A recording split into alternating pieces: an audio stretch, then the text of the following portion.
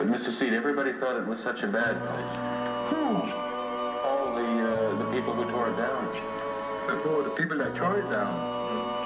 That's the people that tore it down, the city of Halifax, the authorities of the city of Halifax. They said it was a bad place. That's what they called it. But it was not to us, it was a heaven, a home, a real home. You can't put a price on the lives that they ruined. No reparations, no nothing. Why would you do this? Divide my people to fight out on the corners at night.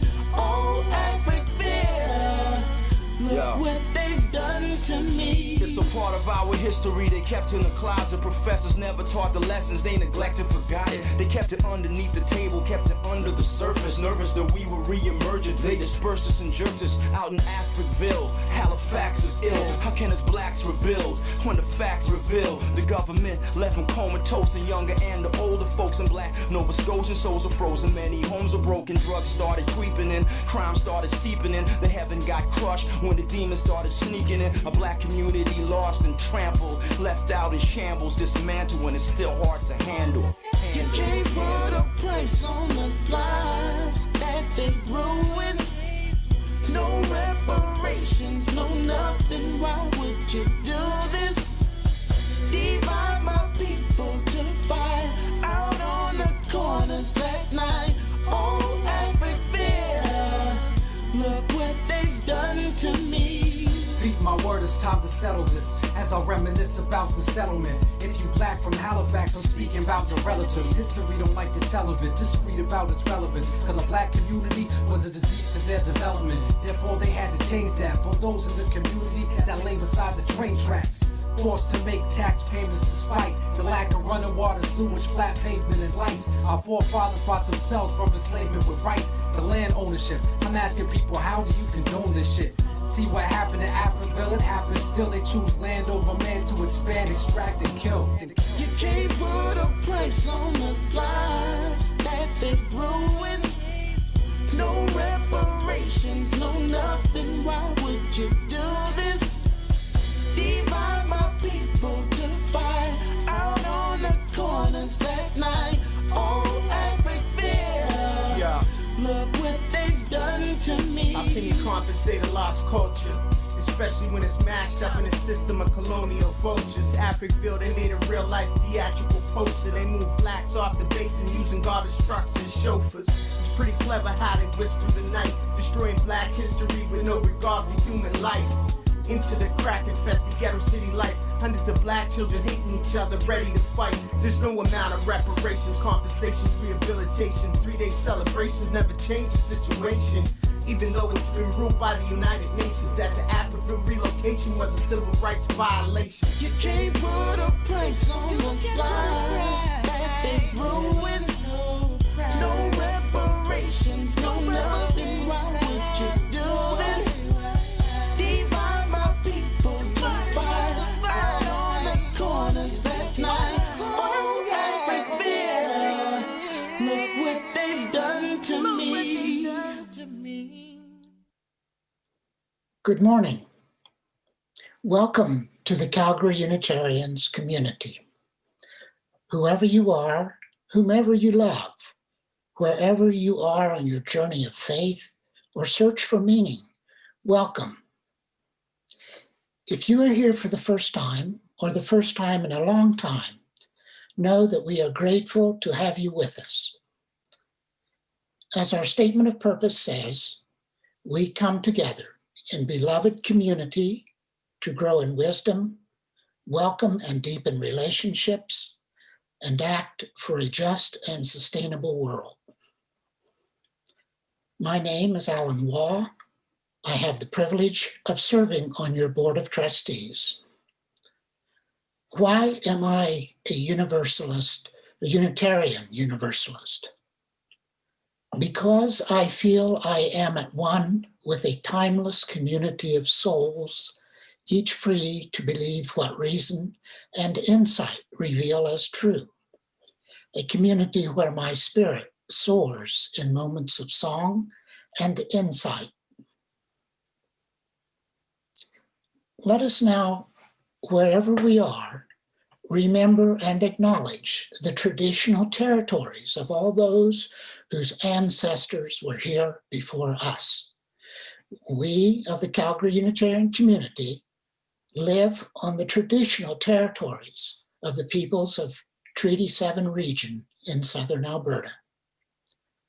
The peoples and languages of Treaty 7 include the Blackfoot First Nations of Siksika, the Piikani, the Kainai, the Stoney Nakoda First Nations of Chiniki, Bearspaw, and Wesley, and the Dene First Nation band, the Tsutena.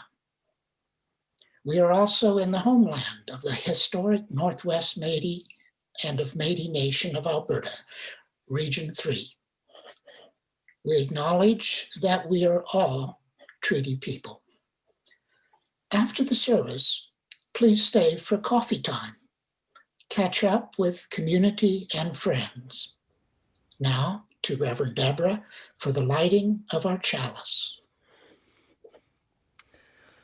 We light our flaming chalice as the beloved people, united in love and thirsting for restorative justice.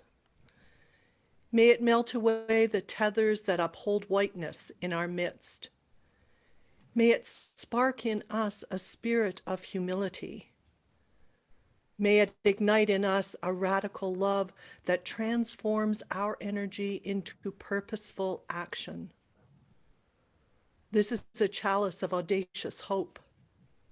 This chalice shines a light on our shared past, signaling our intention to listen deeply, reflect wisely, and move boldly toward our highest ideals. With these words, I light our chalice.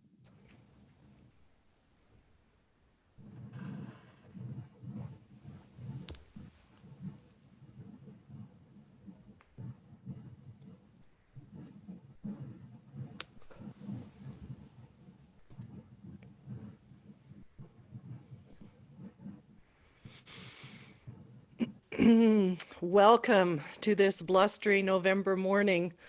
I can look out my window as I'm sitting here, and I'm grateful that I'm doing the service from the warmth of my home. And I say good morning for those of us who are here in the West. One of the gifts of this virtual time is people are joining us from across Canada and other places in the world. And what a time it is. So much changing, adjusting, and transforming in our individual lives and the congregation and the world. Having this community to sustain, inspire, challenge, and hold us is such a blessing. Thank you for being here this morning. Just a couple of things I wanted to make note of.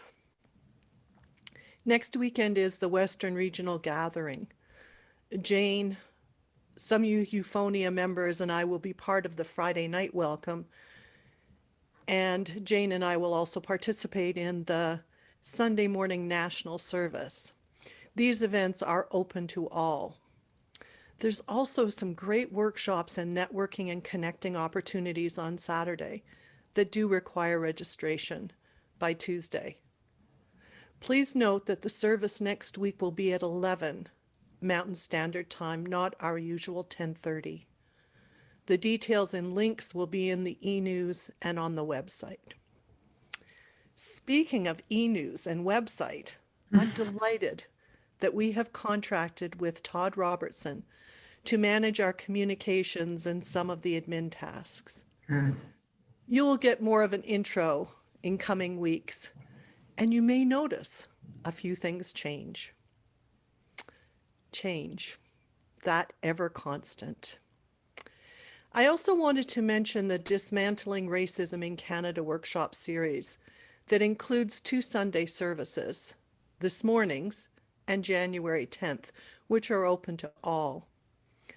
The workshops in between those 2 services do require registration and have a maximum of 30 participants. My hope is that we will fill it with Calgary Unitarian affiliated folks. And after this Wednesday, it will be opened up to others if there is still space. It's hard for me to express how heartened I am by this congregation's willingness to engage this work. And I fully recognize that this is a lifelong process. Our worship service this morning calls us who identify as white to listen, humbly and perhaps with some discomfort. Our presenter is Black, and all of the readings are by Black Unitarian Universalists. This discomfort is both a gesture of hospitality to voices that have not been heard enough, and a sign that we're growing in the right direction. And finally, my morning gratitudes. First to our Board of Trustees, Rep. Allen, to our AV team extraordinaire, Paul and Hendrik here in the service, and Bob for polishing and uploading it. And Kelsey, our coffee hour host. And the service participants this morning, Jocelyn Keith Asante, my co-facilitator in our anti-racism work here in Calgary, and this morning's presenter, Dr. Wilburn Hayden. He has been a university professor and social worker since 1973. He teaches and writes from a critical race and anti-oppression perspective. Growing up in the segregated southern U.S., he knows of the racial injustice struggle in the U.S. and Canada firsthand. And his partner in life, as well as in anti-racism education and transformation workshops, the Reverend Patricia Trudeau. Pat is a Unitarian Universalist minister and is currently serving the Northwest Congregation in Toronto. Her previous careers include social work, counseling, and children's religious education. Pat has a passion for social justice, particularly focused on racial justice and building skills as a white ally. And she loves to dance. Pat will be offering the Sunday service in January on anti-racism allyship. And I wanted you to meet her today, as she is the co-facilitator along with Wilburn of our upcoming Dismantling Racism in Canada workshop series. For now, I would like to invite Reverend Pat to offer a reading. Pat? Healing by Adam Lawrence Dyer, Reverend Adam Lawrence Dyer. Don't speak to me of healing racism or wounded souls or the painful hurt until you are willing to feel the scars. The scars on my great-great-grandmother Laurie's back. Don't speak to me of values or justice or righting wrongs until you are able to feel the heartache of righting wrongs until you are able to feel the heartache of my great-grandfather Graham, whose father may have been his master. Don't speak to me of equity or opportunity or the common good until you are able to hear the fear from my grandmother May as the only Black woman in her college. Don't speak to me of passion or longing or standing on the side of love until you know the shame felt by my mother Edwina, mocked by the teachers for the curve of her back. Don't speak to me of together or understanding or empathy until you know my rage. My rage as a young actor hearing the direction to be more Black, more male. The pain you are trying to heal has no real name. The pain you speak of has no story. It is anonymous, vague, and empty. Don't speak to me of healing, for I heal the second I am wounded. My wounds self-suture, and like the clever creature I am, I just grow 2 new legs to outrun the pain ever faster. It is something I have had to practice for generations. that feel like an eternity. So please don't speak to me of healing, because you cannot know what healing means until you know the hurt. Good morning, friends. It's good to be together with you again in this virtual environment. With the exception of the music of our closing benediction, all of the music in this morning's service was written by Black composers, composers who are American, Black composers who are Canadian. The composer of our first piece in our Teal hymnal is identified as Rose Sanders. Since 2005, Ms. Sanders has been going by the name Fire Rose Touré. She is a Black American civil rights activist, a lawyer, and she was the first female Black judge in the state of Alabama. Let's sing together, There's a River Flowing in My Soul.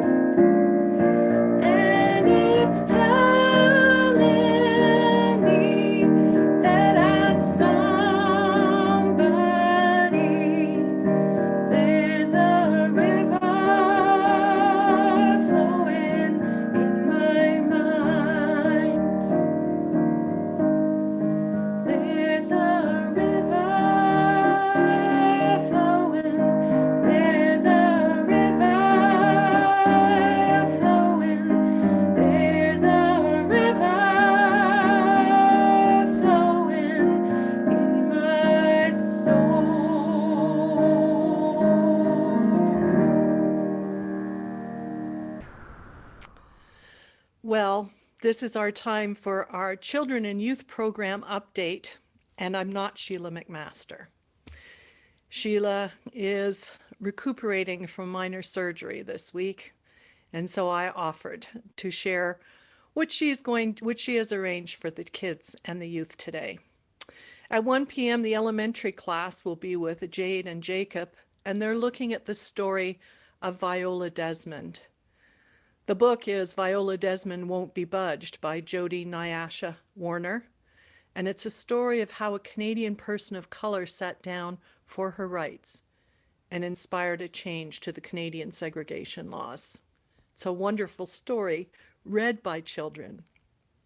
And then at 2 o'clock, the youth will be with Holly and Jacob, and they'll be looking at a TED Talk, Understanding My Privilege.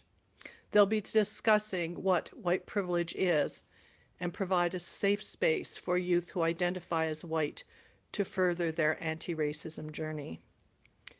I also wanted to lift up that on Friday, November 20th, during our CU Friday time on Friday evening, there will be one of the Popcorn Theology videos, this time Hotel Rwanda.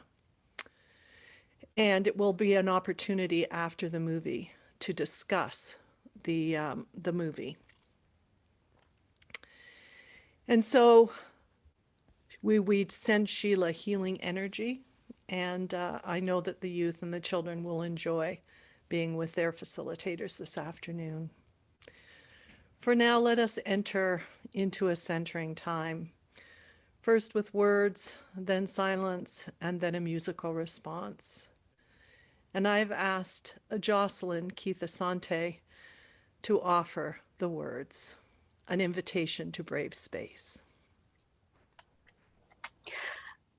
This is by Mickey Scott Bay Jones, inspired by an unknown author's poem. Together, we will create brave space, because for adults, there is no such thing as a safe space. We exist in the real world. We all carry scars, and we have all caused wounds in this space. We seek to turn down the volume of the outside world. We amplify voices that fight to be heard elsewhere. We call each other to more truth and love. We have the right to start somewhere and continue to grow.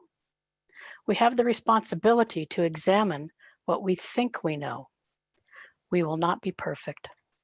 This space will not be perfect.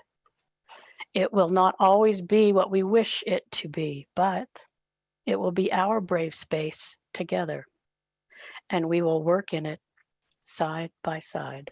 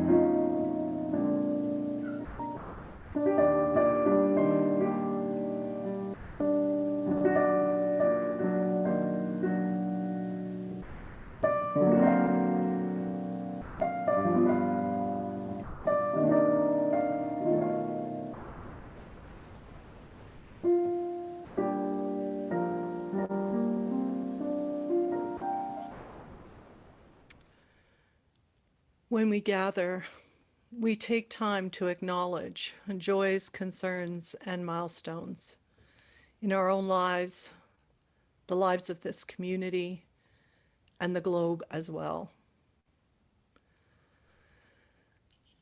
I light our global candle today for President-elect Joe Biden and VP-elect Kamala Harris.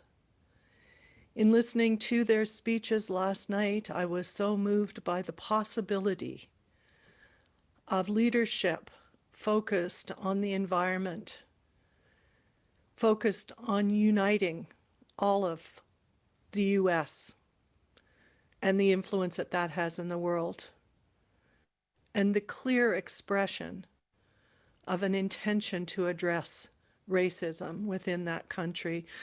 One of the most powerful posters I saw were all of the old white guys who were VPs, who have been VPs, and Kamala standing beside them.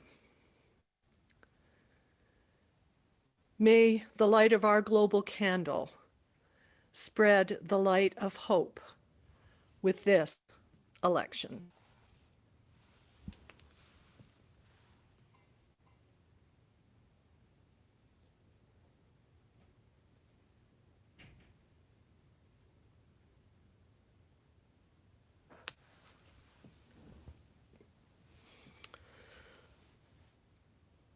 There are so many concerns in the world at this time, concerns in our own individual lives as well. We are each feeling the pressure of this time of isolation, this adjusting to the world being virtual.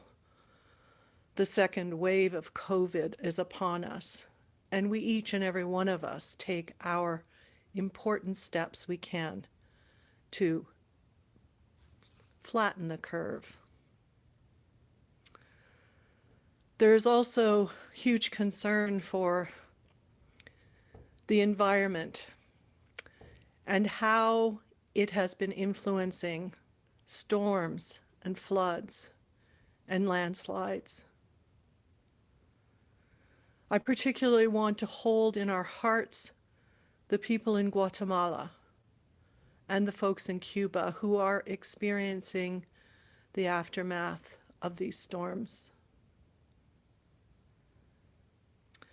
Holding these concerns and so many others that are present in our hearts, I invite you as I light the candle to speak them aloud or hold them in the silence of your hearts.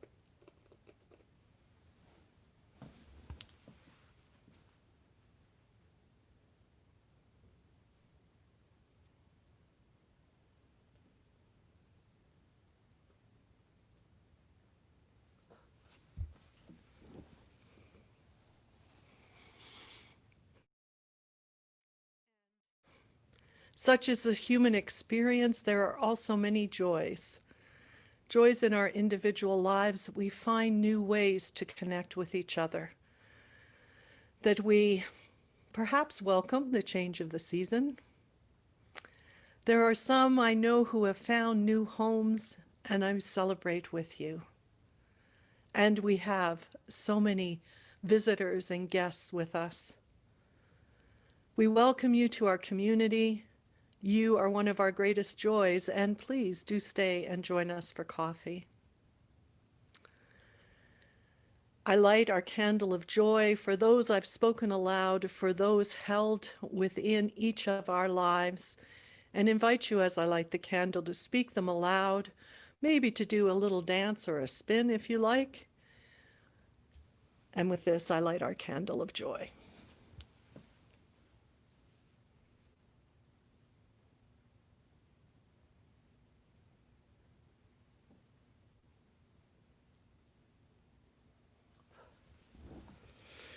And one final joy this morning is to welcome this morning's presenter, Wilburn Hayden. Wilburn, thank you for being here. Good morning. About a year ago, we were at your congregation for Nicole's ordination. So it's nice to return by Zoom this morning. An examination of the ethos which sees Canada as a place where racial injustice, inequality, and discrimination were at most limited and outside the Canadian mainstream. A critical examination of Canada's historical records, documenting the early arrivals of Blacks and whites' response to their arrival, reveal a different story. The pathway that have led to public accommodation for Blacks and human rights laws is evidence of the legal struggle for justice and equality for Blacks in Canada.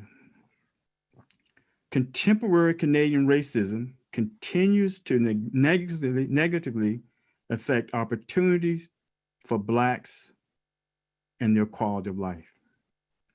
The interplay of the recorded history in face of contemporary denials are seen as key elements for challenging the Canadian ethos. This ethos is a factor in creating barriers that prevent Black and white Canadians from recognizing the need for change.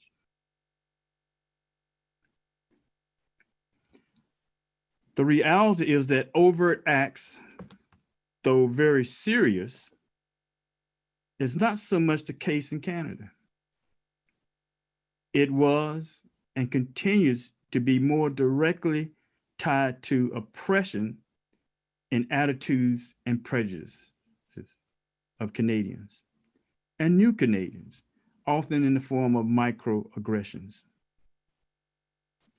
It is the covert attitudes and prejudices that make race a factor today.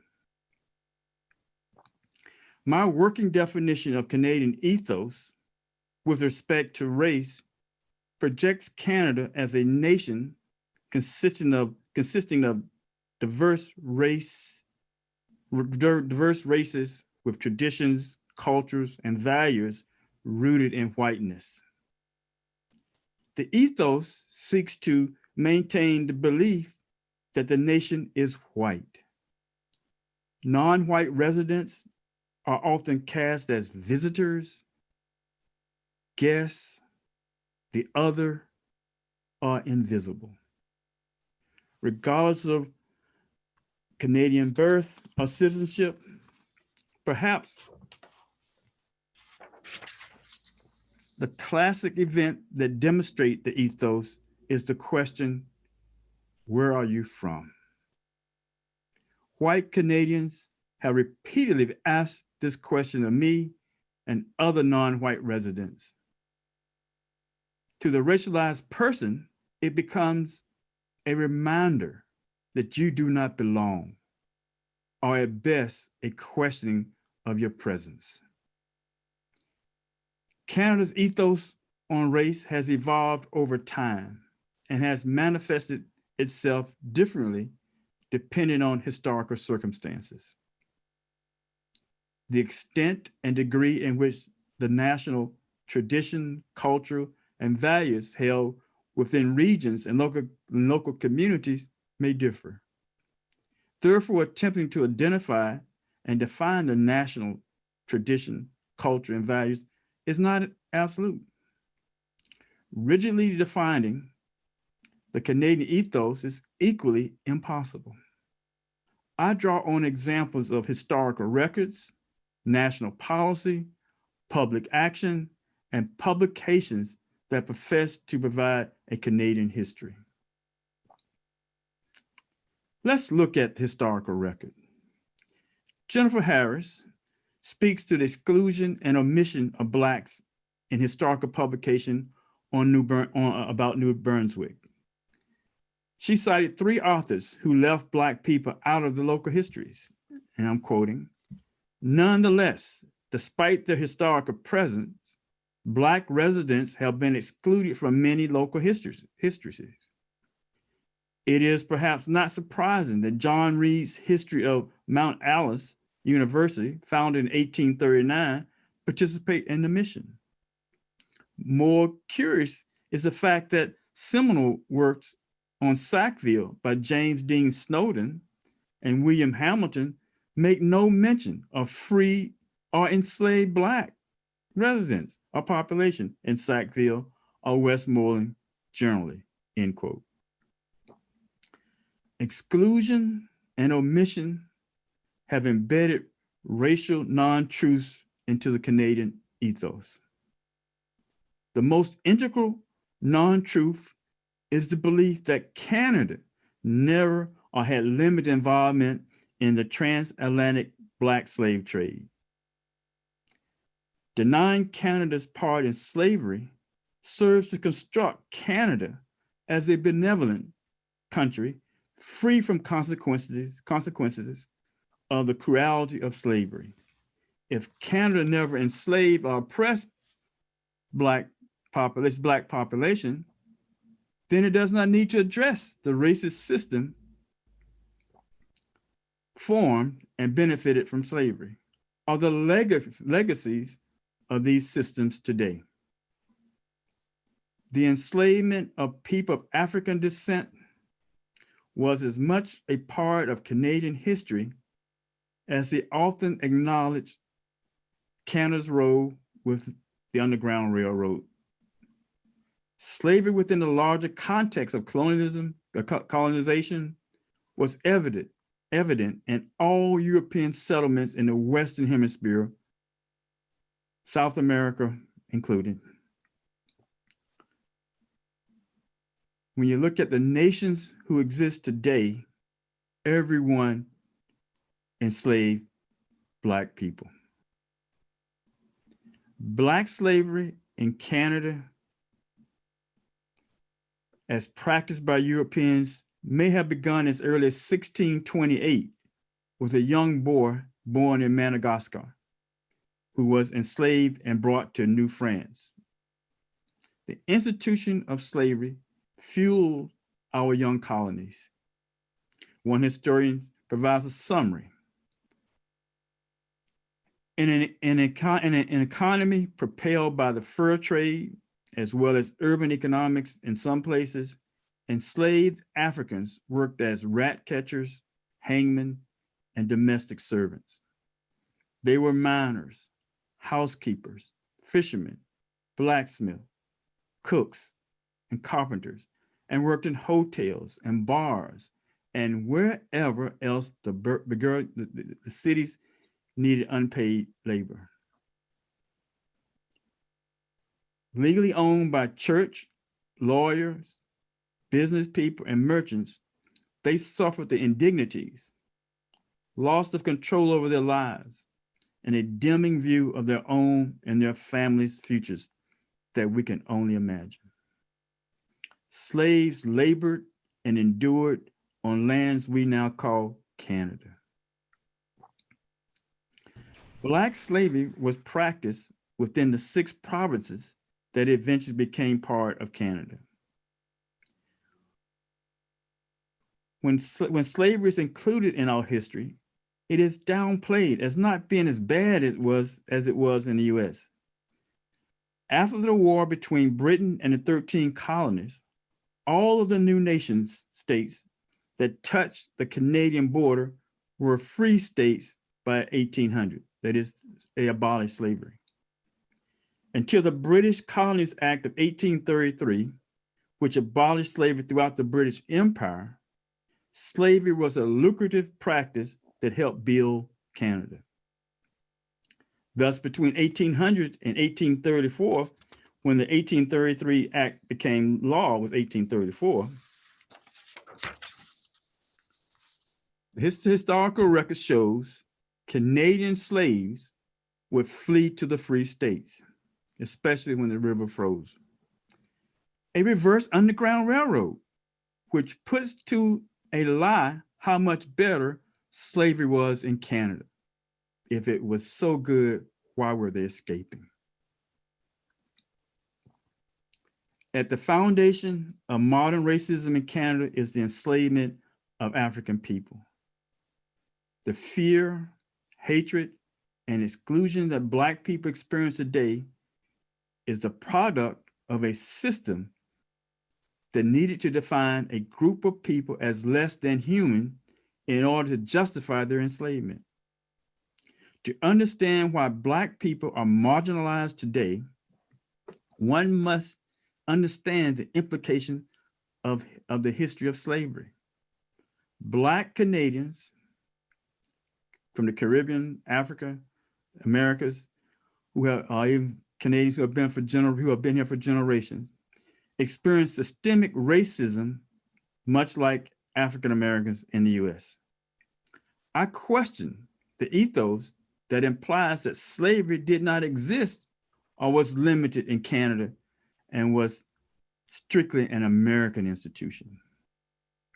The ethos which support the degree to which the exclusion and omission of Canada's history of slavery serves to construct Canada as a multicultural place free from racial prejudice and discrimination.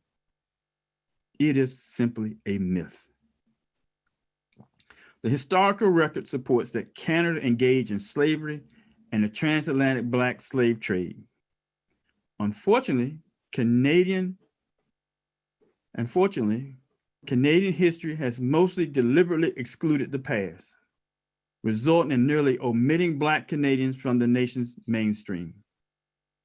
This begs the question, how strong and progressive can a nation be if it does not know and attempts to erase its own history of oppression? As much as the ethos excludes and omits racism from Canada's mainstream, Black Canadians still encounter systemic and personal racism that limit their opportunities and quality of life. Police carding is one of the ones that comes out. The recorded record of oppressing Black people in Canada is a key element for challenging the Canadian ethos.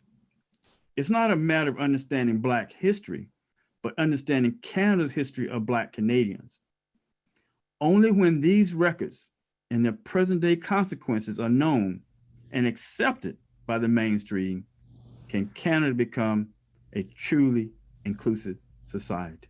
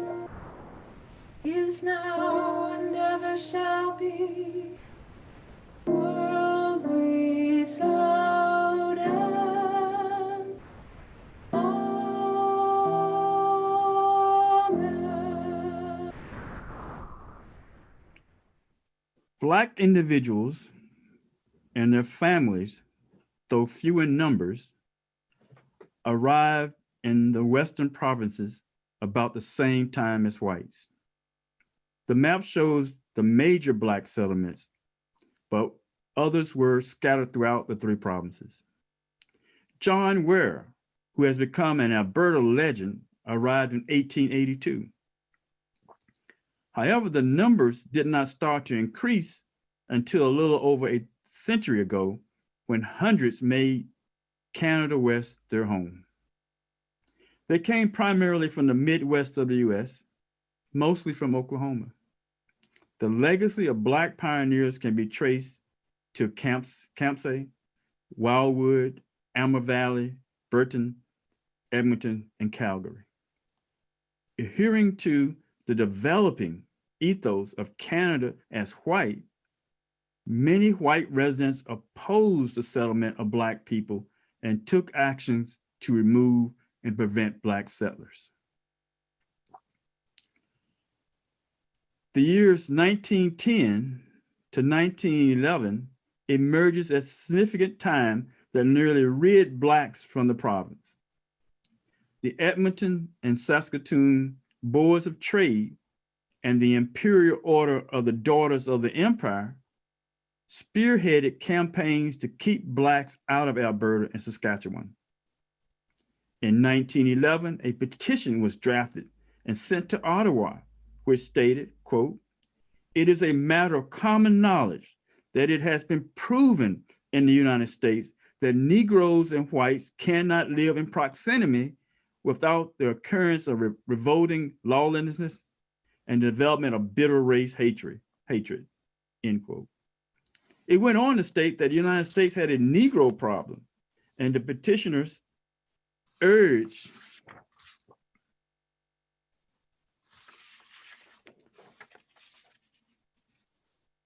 Ottawa, urged the government of Canada to take steps to avoid similar problems by banning further immigration of African Americans into Western Canada. The racist feelings expressed through public action of white Canadians from the Western province were so strong that the government responded. On May 22nd, 1911, a Canadian Commission of Immigration, Bruce Walker, held a meeting with the U.S. Consulate John Jones in Winnipeg.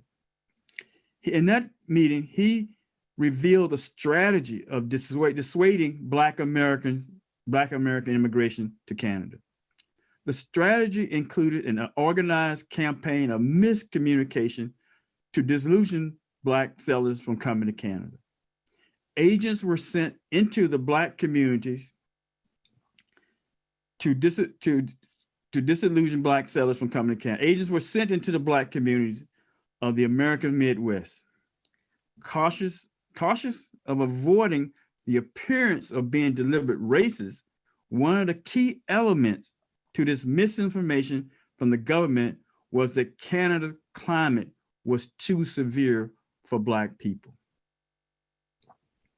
To further cement the exclusion of Black settlers, the government put legislation into action. In 1911, the federal government approved an order in cabinet excluding Black people from immigrating to Canada. And you can see this is a copy of the actual order. I know you can't read it, but if you had one in your hand, you could see it. You can see Laurier's signature. Here's the text, and I'll read it. You can read along with me. For a period of 1 year from and after the date hereof, the landing in Canada shall be, and the same is prohibited by any immigrants belonging to the Negro race, which is deemed unsuitable to the climate and requirements of Canada. This was a law that was to come into effect a year later. The order openly target and exclude Black people driven by the ethos of whiteness. Interestingly, the government's early campaign to persuade Blacks from immigrating to Canada proved to be very successful. The number of Black settlers declined. Thus, the order was repealed October 5th, 1911. It still was law, even though it was repealed. The stated reason given was the Minister of the Interior had not presented it at the August meeting. Large numbers of Black people looked to come to Canada and find a home far away from the racism in the United States. Under the influence of the ethos, Canadians shared a racist understanding about Blacks with his Southern neighbors.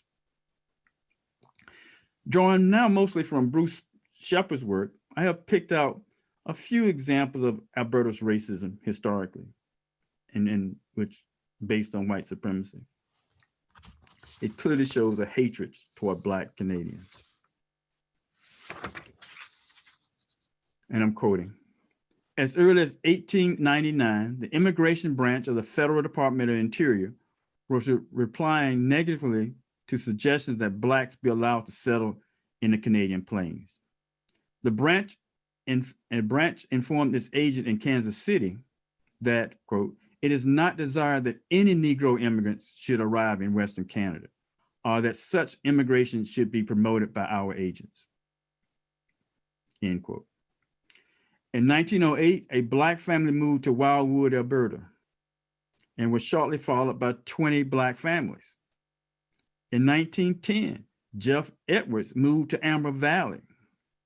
Also in 1911, Henry Sneed's party of 194 men and women and children with no less than 9 trained carloads of horses and farming equipment was racially held up in Emerson, Manitoba, before they were permitted to continue their journey to Amber Valley.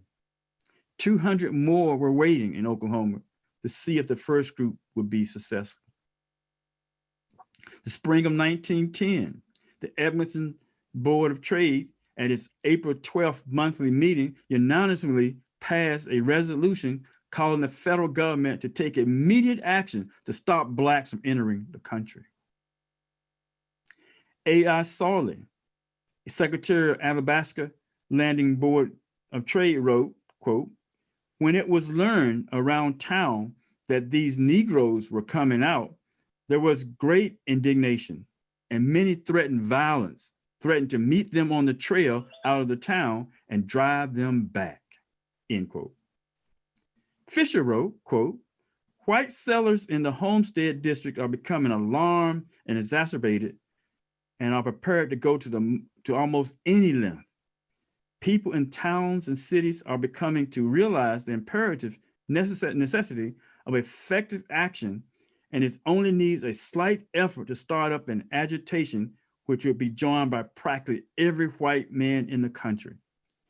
There is every indication that unless effective action is taken, such an agitation will be put in motion in the near future, end quote. And then there was the Edmonton Board of Trade petition to stop blacks from entering the West in no time. It stopped entering the West, and in no time, 3,400 Ebostonians had signed it. 3,400 had signed it. Remember, the population wasn't as large as it is today. The Board of Trade was equally successful in Saskatchewan and Manitoba in getting signatures. 1911 saw Edmonton City Council pass a resolution completely banning blacks from the city. With the near elimination of blacks in the 2 years, Alberta racism did not get better. Hatred and fear of blackness were thus used by all levels of government, buttressed by the police and white settlers population, to fuel further anti-black policies and reinforce the perception that blackness equal criminality. I'm going to part quickly. Historians come to the 21st century to look at the term black criminality. In 2012, former immigration minister Jason Kennedy justified race-based amendments to the Immigration Act by claiming the changes would, quote, protect Canadians from criminal and security threats. This is old stuff in the 21st century. Returning back to the 20th century, the racial terror enacted by the state and citizenry alike continued well into the 20th century. The Ku Klux Klan and other white nationalists were active forces in Canada that acted in tandem with the state processes that criminalized blacks and discouraged their migration. By 1922, there were Klans members of Saskatchewan, Alberta, British Columbia, Ontario, and Quebec, and their memberships continued to increase. These next few statements were made in October 2020 to an Edmonton Star reporter. Keisha Daniels, who says her family was among the first 1,000 Black Americans to come to Alberta. has heard the phrase, "go back to your country," more than once. Most recently, she was the grocery shopping in Red Deer with her son when a white man began to aggressively telling them to move away from him. Another Black resident of Lacombe near Red Deer, who moved to Canada from the Bahamas in 2007, she says she constantly feels her Canadian identity is being questioned, from being frequently asked where she's from, or people asking if they can call her a short form of her name because they say it's too hard to pronounce. Quote, what's it like being as a woman of color in the prairies? Every day, I feel as if I have to wear that badge and that I'm a I'm a woman of color, that I'm an outsider, that I don't necessarily belong, end quote. Sadiya Khan, in reference to her children, put it this way: I have lived this for 40 years, and I don't want them to live it for another 40 years. I don't want them to have to be 40 years old thinking, why can't they get accepted? Why can't they get acceptance? Why can't people just allow them to have space? I'm tired of it. Racism and white supremacy are at the foundation of ethos and fabric of Canada and Alberta. They are maintained and supported by excluding and erasing Black historical experiences. Here's what I would like for you to take away from my talk. Where did the racism and white supremacy go? Where did the racism and white supremacy go? In Canada, and especially in Western Canada, we had no major racial disruptions, few civil rights demonstrations and protests. We lacked a radical Black Canadian movement, or no direct action, provincial, regional efforts addressing racism and white supremacy. So where have it gone? Without concentrated efforts to address racism and white supremacy, we continue to hold to an ethos that race is not an issue. For most, our nation is in racial denial. The denial stands in the way of a thriving future. In multiracial societies like Canada, no matter how we try to avoid it, race matters. It can be positive, negative. For most people with dark skin and people with African heritage, those differences in multiracial societies and within nations that are predominantly white tend to be negative. In order to address Alberta's racism and white supremacy, you have to understand race matters in Canada. Thank you for being here in Zoom. Sorry. We all have precious things. The Taoist sage Lao Tzu had 3 precious things: gentleness, frugality, and humility, avoiding putting oneself before others. Be gentle and you can be bold. Be frugal and you can be generous. Avoid putting yourself before others and you can become a leader among people. We all have treasures we use and give to bring about a just and sustainable world. Please share your treasures as generously as you are able.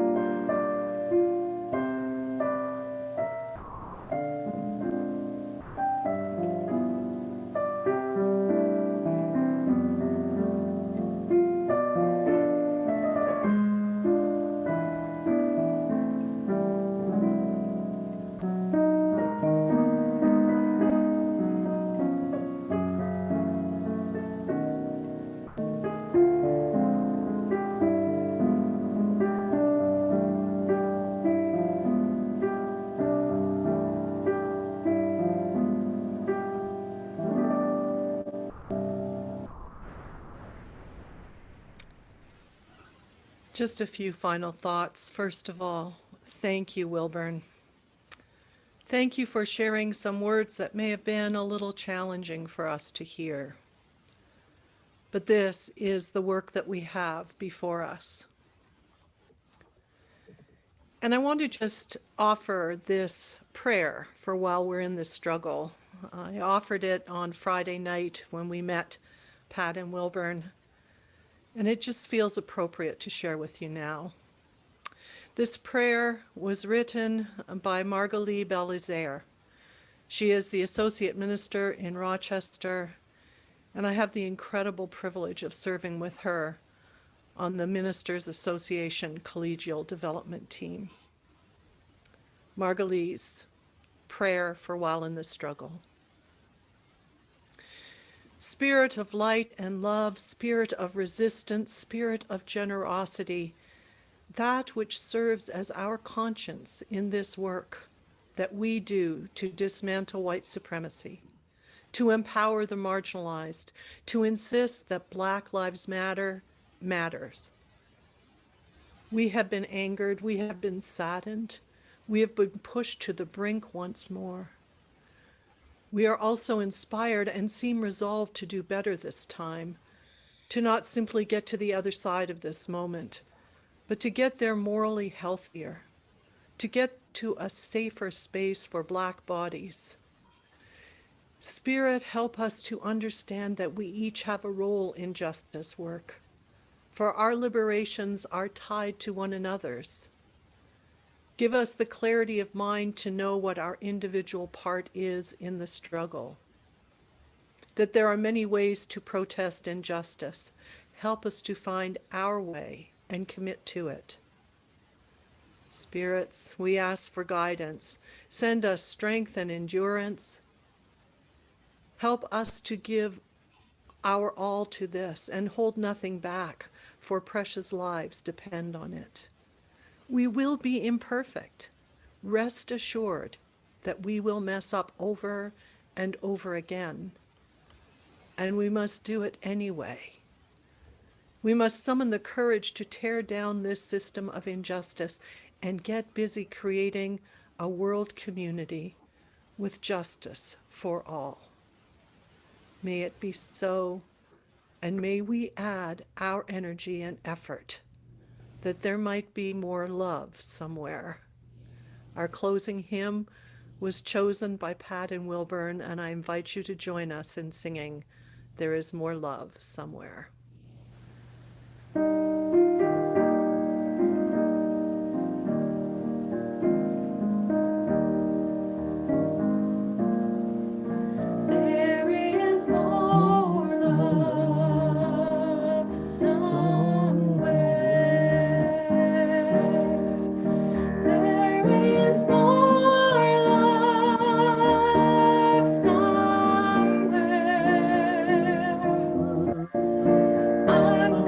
Keep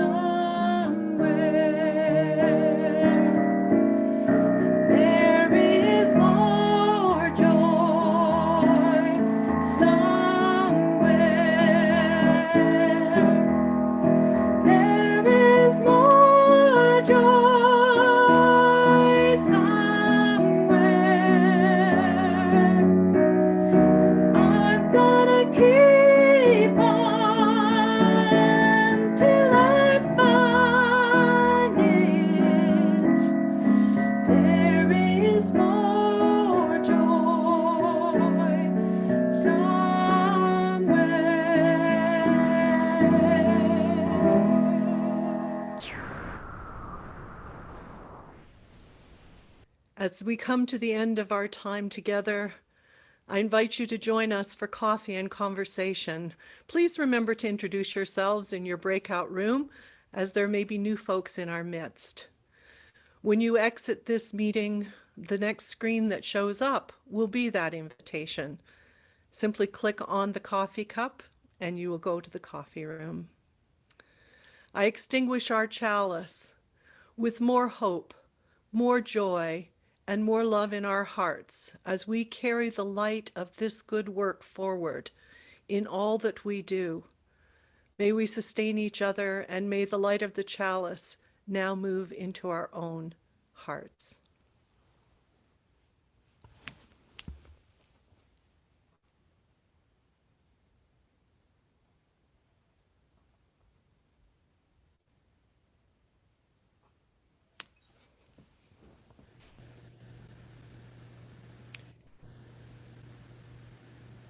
And now to Jane Perry for our sung benediction.